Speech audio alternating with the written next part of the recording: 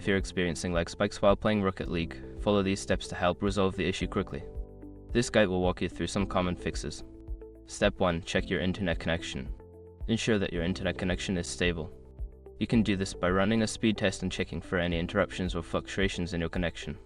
If possible, use a wired connection instead of Wi-Fi for better stability. Step 2. Close background applications. Close any unnecessary applications running in the background that may be using bandwidth or system resources.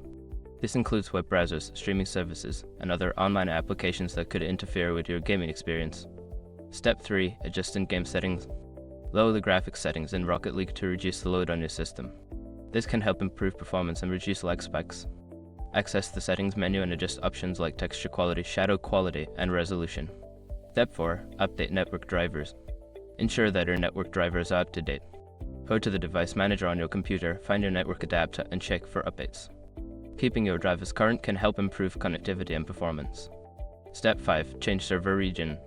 If you are still experiencing lag spikes, try changing your server region in the game settings.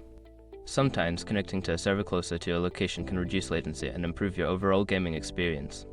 By following these steps, you should see an improvement in your gameplay experience.